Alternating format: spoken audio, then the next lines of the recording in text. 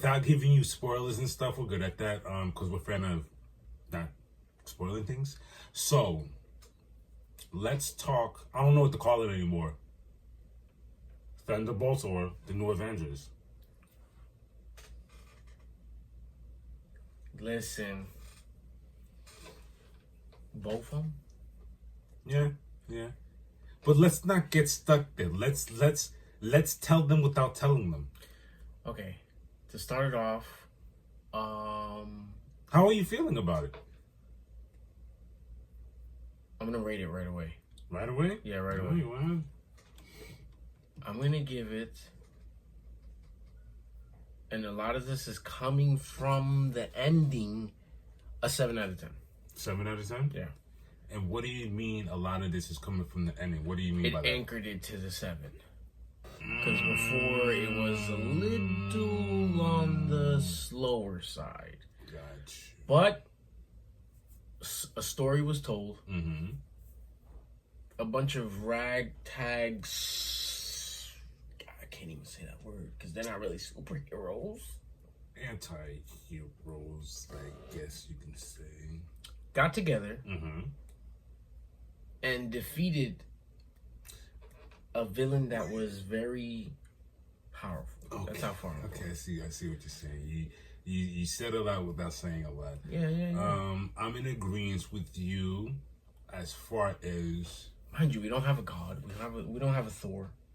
We don't have a Hulk. I'm in agreement with you as far as the pace.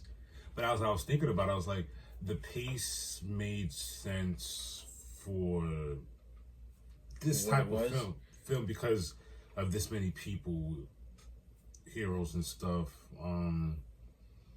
To like flesh it out, I guess you had to do that pace, and even though there was action, I see why there wasn't as much as action that could be.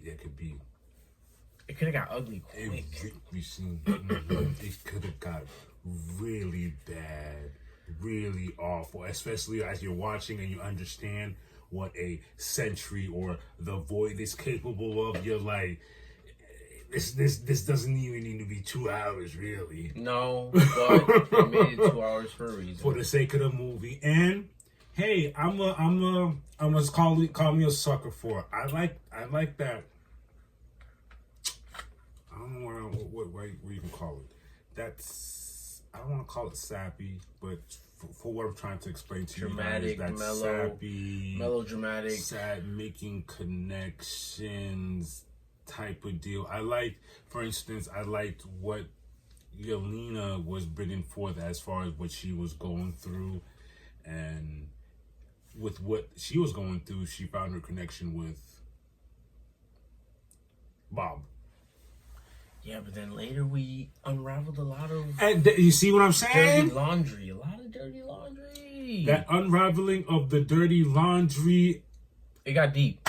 It I was like, whoa, what are we doing here? Mm-hmm. It got pretty deep. Mm-hmm. But overall, again, it was a story that was told. And we will be expecting this group in the upcoming future films. Especially with the way it ended.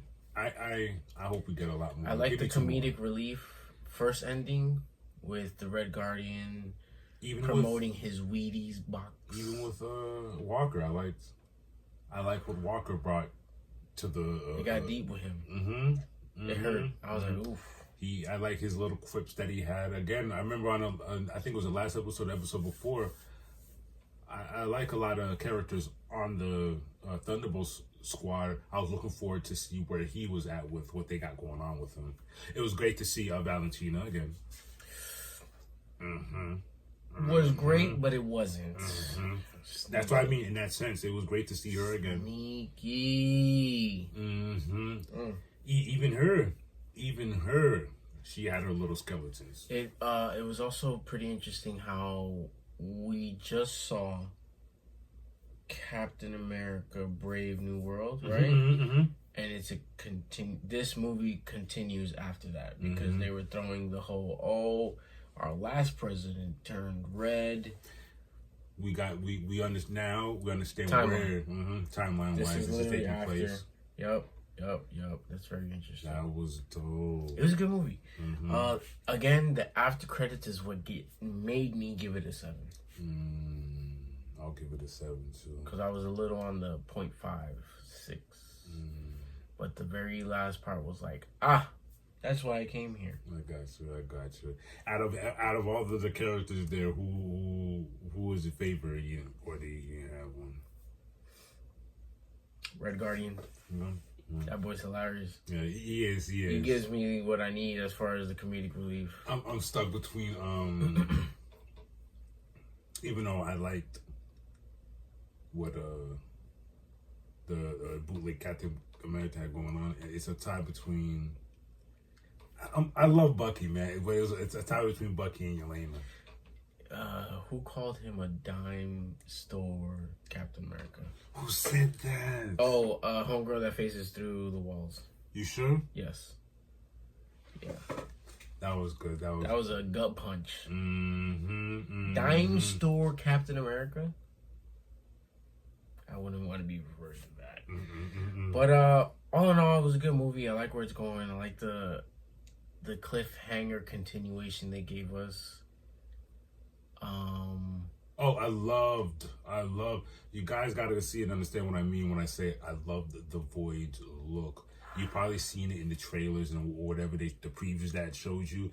It's better on the screen when you see it. Like I was like, how can you make something so scary looking without, when your traditional scary, something with big teeth, evil eyes, growling at you, probably drooling, monstrous. Dark. It was just dark with those two eyes. Void. It's literally a pitch black cutout. And the way the blackness, the shadows, or whatever you want to call it, would take over, so slowly taking over. But he's gonna be a problem. It's gonna be interesting to see if they're gonna implement him in these later movies. The New Avengers and Bob. Remember that the critics? He's like, I got suits for all of you. You too, Bob, in the corner, fake reading the book. I see you over there. Yeah, I can't. I did the dishes. All right, we can't. All right, that's it. That's it. Cut it, folks, because we can't give you too much. We can't give you too much, but do you need to go watch it? It's a cool watch. It was funny.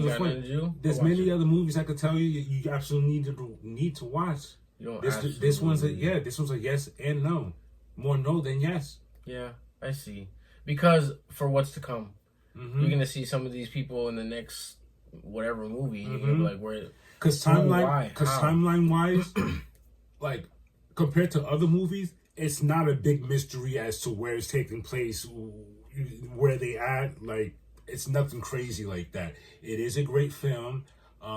It's good to know we have, just like in the comments, we don't just have one set of Avengers. We have lots of different teams filled with different characters. So that's dope that they're going that route. It's gonna be interesting to see what happens. Matter of fact, how much did they do? You talking about box office? Mm-hmm. I think they did pretty well, if I'm not mistaken. Let's see. The movie Thunderbolts made approximately $162.1 million at the global box office. This includes $76 million domestically and $86.1 million internationally. The movie's production budget was $180 million before marketing. Oh. We're already at 162. Yeah, they're on the way. They did their thing. Huh. They did their thing. We just moved that number to 165. Okay. Hey, man. Thunderbolts received positive reviews from critics and has grossed $165.5 million, becoming the 8th highest gross film of 2025. Look, I'm sure they want a bigger profit, but it's gone. If it's already at 165 now, it's I have a feeling it'll break even, maybe. break even and then some. But that's not a big profit. You know what I'm saying? They're looking for the home runs. I see what you're saying. But I feel like Fantastic Four is gonna knock it out the park. Yeah, that's how you feeling? Yep. All right. Or what's to come? You're gonna see. Watch. The budget was what? 180. They're at 165. Mm-hmm. I want to see when it comes. When is it? July? Yeah. I want to see what happens. I I can't wait. I can't wait. I can't wait. I can't wait. I can't wait.